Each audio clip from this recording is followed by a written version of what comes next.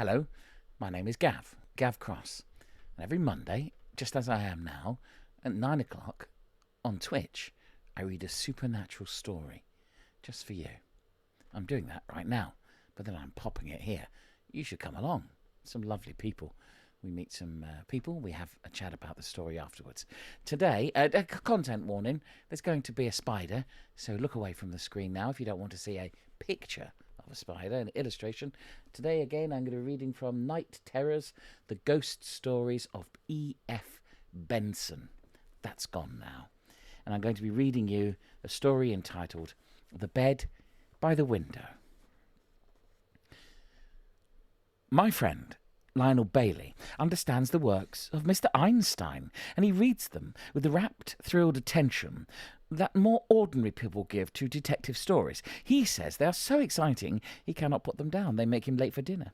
It may be owing to this unusual mental conformation of his that he talks about time and space in a manner that is occasionally puzzling, for he thinks of them as something quite different from our accepted notions of them. And tonight, as we sat over my fire, hearing a spring gale of March, boogling outside and dashing solid sheets of rain against my window, I had found him very difficult to follow. But though he thinks in terms which the average man finds unintelligible, he is always ready, though with an effort, to quit the austere delights on which he naturally roams and explain. And his explanations are often so lucid that the average man, I allude to myself, can generally get some idea of what he means. Just now, he's made some extremely cryptic remark about the real dimensions of time and of the palpable incorrectness of our conception of it. But rightly interpreting the moaning sound with which I received this, he very kindly came to my aid. You see, time, as we think of it, he said, is a most meaningless convention. We talk of the future and the past as if they were opposite poles, whereas they are really the same. What we thought of as the future a minute ago or a century ago, we now see to be the past. The future is always in the process of becoming the past. The two are the same, as I just said just now. Look at that from different points. But they aren't the same, I said, rather incautiously. The future may be the past, but the past never becomes the future. Lionel sighed. A most unfortunate remark, he said. Why, the whole of future is made up of the past. It entirely depends on it. The future consists of nothing else but the past. I did see that what he meant. There was no denying it. So I tried something else. Slippery, slidey affair altogether, I said. The future becomes the past and the past the future. But luckily, there's one firm spot on the welter, and that's the present. That's solid. There's nothing wrong with the present, is there? Lionel moved slightly in his chair, an indulgent, patient movement. Oh dear, he said. You've chosen as your firm solid point the most shifting and unstable of all. What is the present? By the time you said this is the present, it has slid away into the past. The past has got some sort of real existence, and we know that the future will blossom out of it. But the present hardly can be said to exist at all. For the moment you say that it is there, it has changed. It is far from the most elusive part of the phantom which we call time. It is the door. It is the most that can be said for it, through which the future passes into the past, and somehow, though it scarcely exists, we can see it from the past and into the future. I felt I could venture to contradict that. Thank heaven we can't, I said. It would be the ultimate terror to be able to see into the future. It's bad enough sometimes to be able to remember the past. He shook his head. But we can see into the future, he said. The future is entirely evolved out of the past. And if we knew everything about the past, we should equally know everything about the future. Everything that happens is merely a fresh link in the chain of unalterable consequences. The little we know about the solar system, for instance, makes it certainty that the sun will rise tomorrow. Oh, that kind of thing, said I. Just material, mathematical deductions. No, all sorts of things. For instance, I'm sure you know the certainty that we all have now and then when somebody present is about to say some particular definite sentence. A few seconds pass, and then out it comes, precisely as we had known it would. That's not so material and mathematical. It's a little instance of a very big thing called clairvoyance. I know what you mean, I said, but it may be some trick of the brain. It isn't a normal experience. Everything is normal, said Lionel. Everything depends on some rule. We only call things abnormal when we don't know what the rule is. Then there are the mediums. Mediums constantly see into the future, and to some extent everyone is a medium. We've all had glimpses. He paused a moment. And there's such a simple explanation. You see, we're all existing in eternity. Though just for the span of our lifetime, we're also existing in time. There's eternity outside time. Time is sort of mist lying round us. Now and then the mist clears, and then, how shall I express everything so simple? Then we look down on time, like a little speck of Ireland below us, quite clear, future and past and present, and awfully small. We get just a glimpse, no more, and then the mist closes round us again. But on those occasions we can see into the future just as clearly as we can see into the past, and we can see not only those who are passed outside the mist of material phenomena, whom we call ghosts, but the future or the past of those who are still inside it. They all appear to us then as they are in eternity, where there is neither past nor future. I suddenly found that my grip on what he was saying was beginning to give way. That's enough for one night, I said flippantly. The future is the past, and the past is the future, and there isn't any present, and ghosts may come from what has happened or what will happen. I should like to see a ghost out of the future. As you've had a whiskey and soda in the immediate past, I feel sure you'll have one in the immediate future. It's the same thing. Say when... I was off into the country the next day in order to make amends for my couple of months of wilful idleness in London by hermitising myself in a small village on the coast of Norfolk, where I knew nobody, and where I credibly informed there was nothing to do. I should thus have to work in order to get through the hours of the day. There was a house there kept by a man and his wife who took in lodgers, and where I proposed to plant myself till I had got through these criminal arrears. Mr. Hopkins had been a butler, and his wife a cook, so I was told by a friend who made trial of their ministrations. They made their inmates extremely comfortable. There were a couple of other folk. Mr. Hopkins had written to me, now staying in the house, and he regretted he could not give me a sitting room to myself, but he could provide me with a big double bedroom. There was simple rooms for a writing table and my books, and that was good enough. Hopkins had ordered a car to convey me from the nearest railway station, 6 miles distant, to Farringham, and a little before sunset, on a bright windy day of March, I came to the village, though I had certainly never been here before.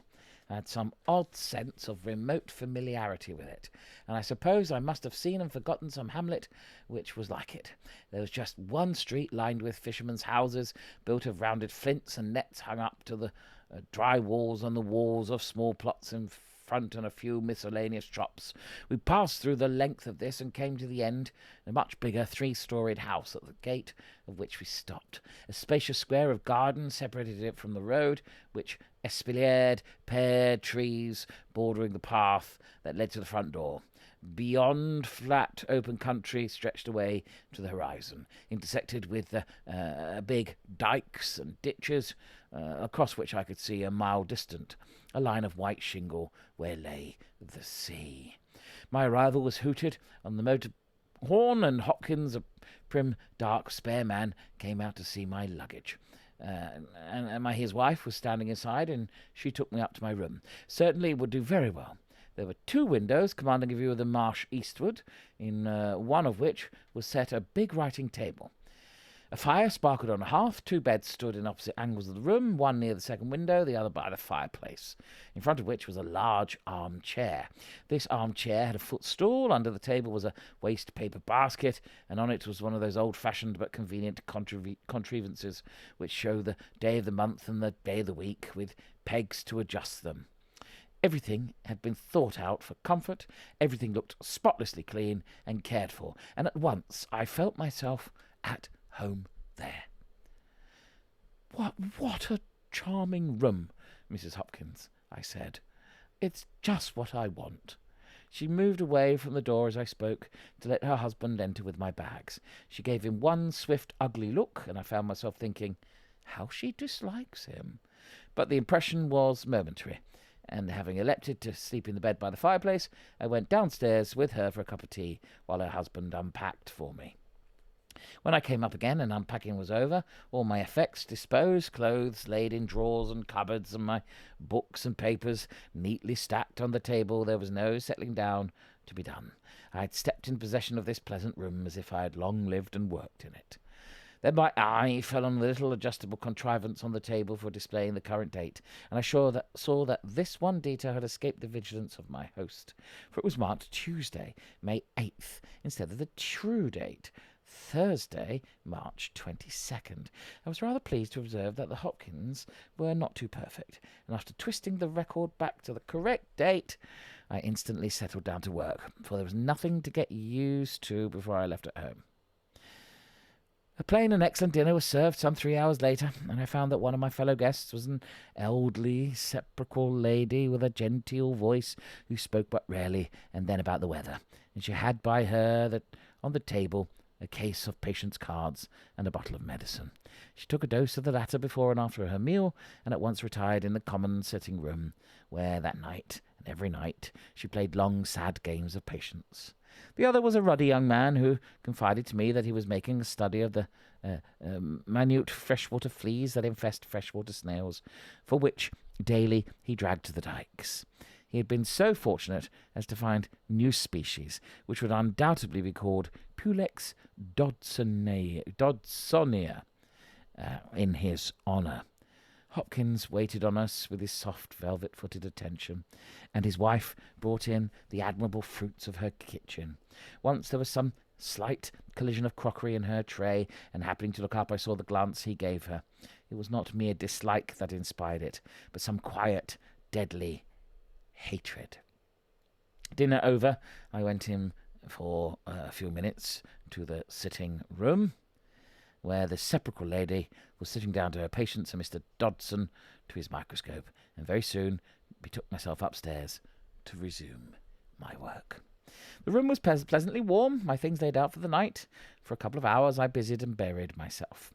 Then the door of the room, without any inquiry of knocking, silently opened, and Mrs. Hopkins stood there. She gave a little gasp of dismay as she saw me. "I'm sure I beg your pardon, sir," she said. "I quite forgot, so stupid of me, but this is the room my husband and I usually occupy, if it is not being used. So forgetful of me. I woke next morning after the long traffic with troubled, nonsensical dreams to find the sun pouring in at the windows as Hopkins drew up the blinds. I thought that Mr. Dodson had come in to show me a collection of the diamond-shaped fleas that battened on patients' cards, or rather that would be hatched on Tuesday, May 8th, for, as I pointed out, there was none there now since the present had no existence.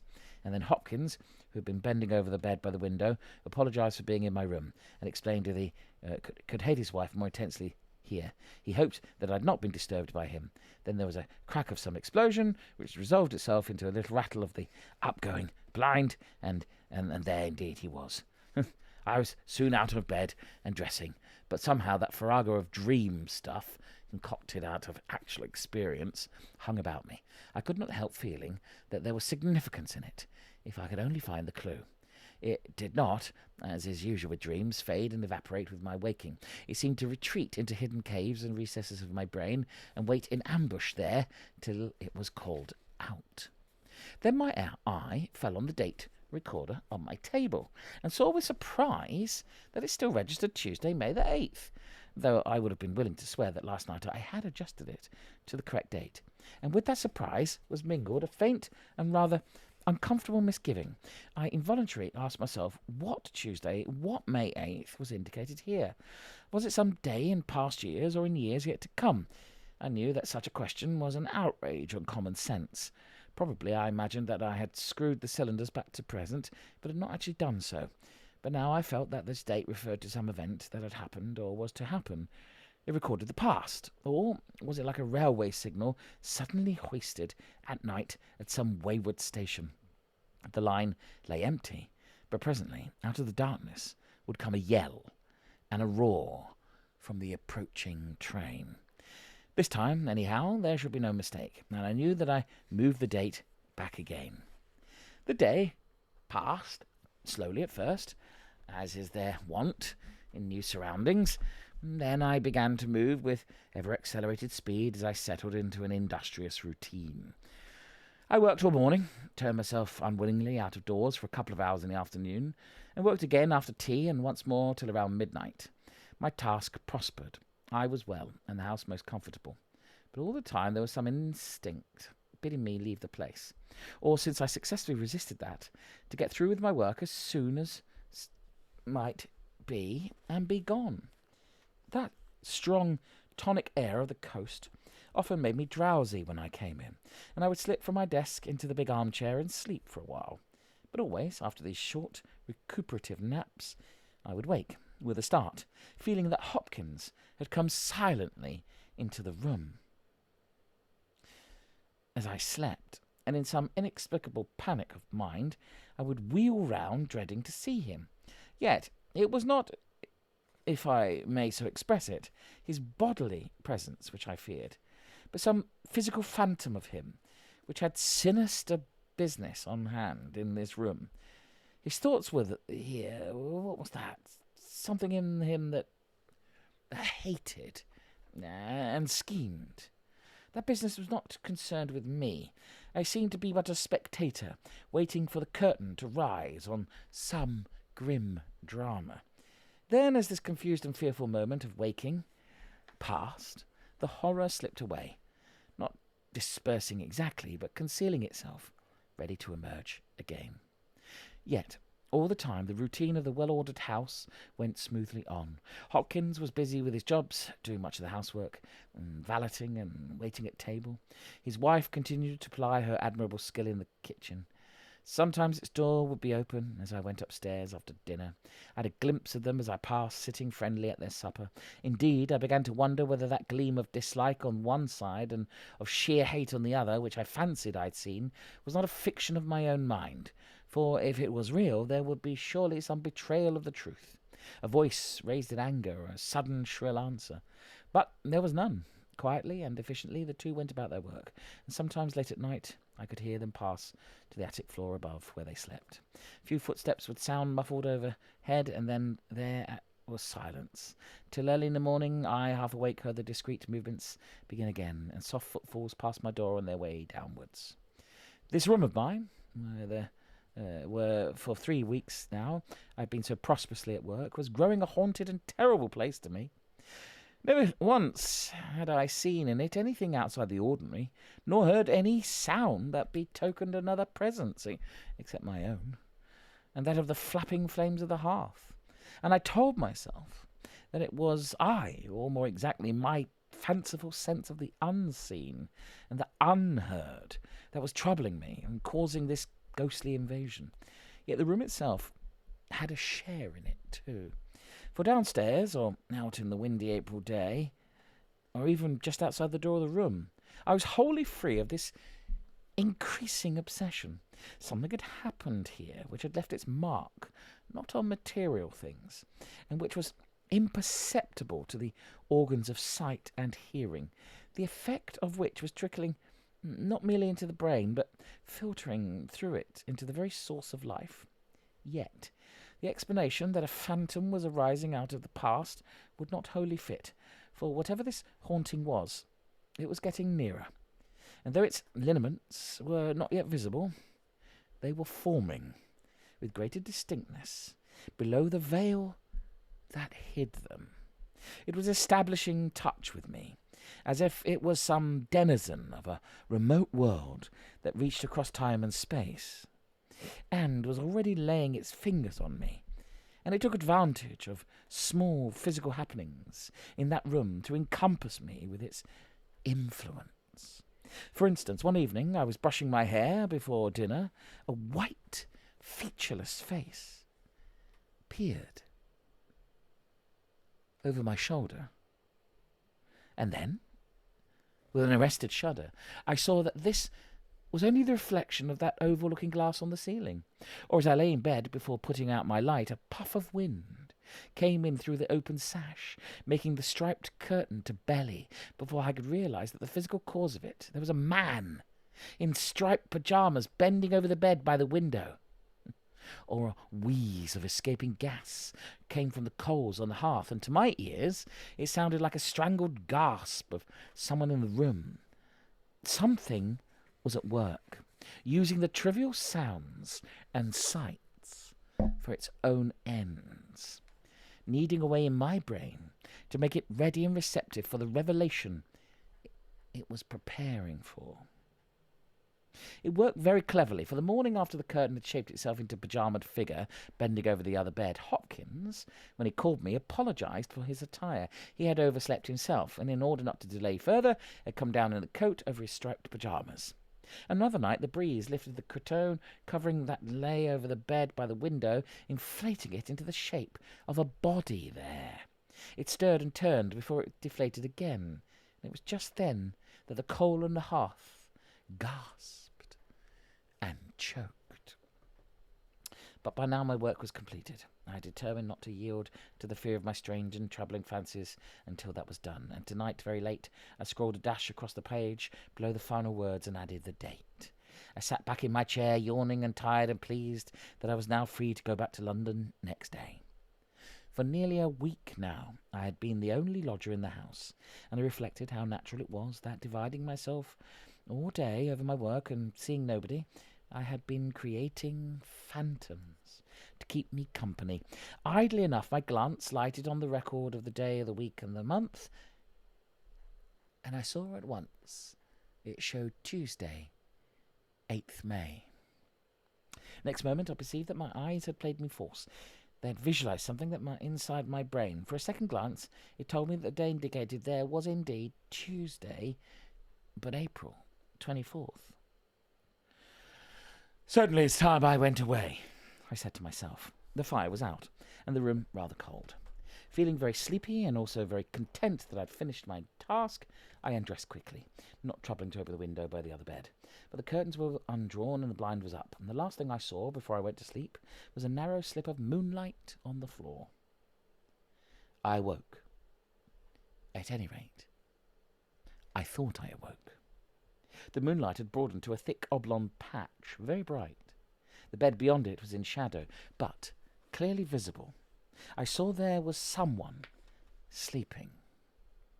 And there was someone standing at the foot of the bed, a man in striped pyjamas. He took a couple of steps across the patch of moonlight, and then, swiftly thrusting his arms forward, he bent over the bed. The figure that lay there moved, the knees shot up, and an arm came out from beneath the coverlet. The bed creaked and shuddered with the struggle that was going on, but the man held tight to what he was grasping. He jumped onto the bed, crushing the knees flat again, and over his shoulder I saw and recognized the face of the woman who lay there. Once she got her neck free from the stranglehold, and I heard a long, straining gasp for breath. Then the man's fingers found their place again. Once more the bed shook as with the quivering of leaves in a wind, and after that all was still. The man got up. He stood for a moment in the patch of moonlight, wiping the sweat from his face, and I could see him clearly. And then I knew that I was sitting up in bed, looking out into the familiar room. It was bright with a big patch of moonlight that lay on the floor, and empty and quiet. There was the other bed, with its cretonne covering, flat and tidy.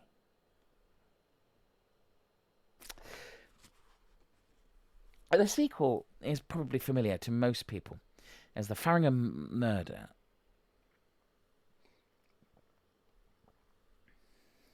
On the morning of May 8th, according to the account given by Hopkins to the police, he came downstairs as usual from the attic, where he had slept about 7:30, and found that the lock of the front door of his house had been forced, and the door was open.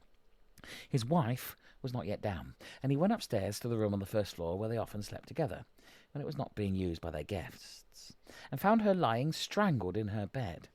He instantly rang up the police and also the doctor, though he felt sure she was dead, and while waiting for them observed that a drawer by the table in which she was accustomed to keep the money she had in the house had been broken open. She had been in the bank the day before and cashed a cheque for £50 in order to pay the bills of last month, and the notes were missing. He had seen her place them in the drawer when she brought them back. Questioned as to having slept in the attic while his wife had slept alone below, he said that the room had been lately occupied and would be occupied again in a few days. Had he not therefore thought it worthwhile to move down, though his wife had done so. But there were two weak points to this story. The first was that the woman had been strangled as she lay in bed, full length, with the blankets and sheet over her. But if the supposed burglar had throttled her because she'd been awakened by his entrance and threatened to raise the alarm, it seemed incredible that she should have remained lying there with the bedclothes up to her chin. Again, though the drawer into which she had put the money had been forced, it had not been locked. The burglar had only got to pull the handle of it, and it would have opened. Hopkins was detained, and the house searched, and the missing roll of notes was found in the lining of an old greatcoat of his in the attic. Before he suffered the extreme penalty, he confessed his crime and told the manner of his execution. He had come down from his bedroom, entered his wife's room, and strangled her. He had then forced the front door from outside, and unnecessarily the drawer where she had put her money. Reading it, I thought of Lionel Bailey's theory and my own experience in the room where the murder was committed.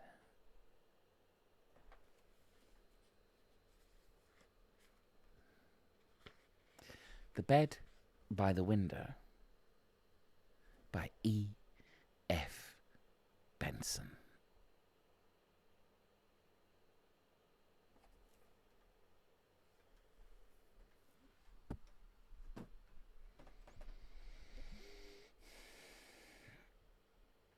Sorry, not many accents.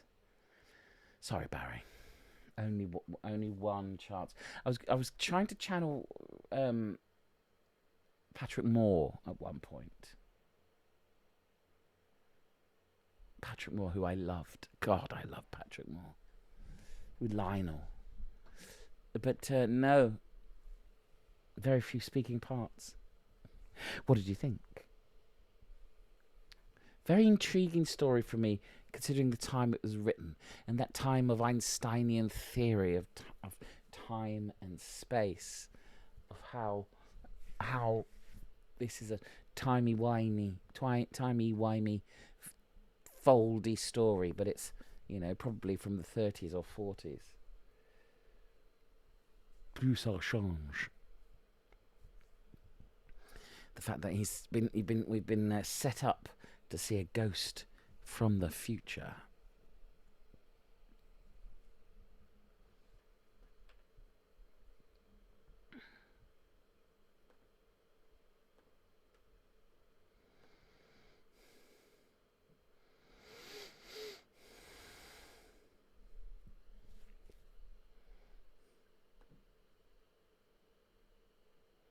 Oh, you missed the end. Oh, well. You'll have to watch it back.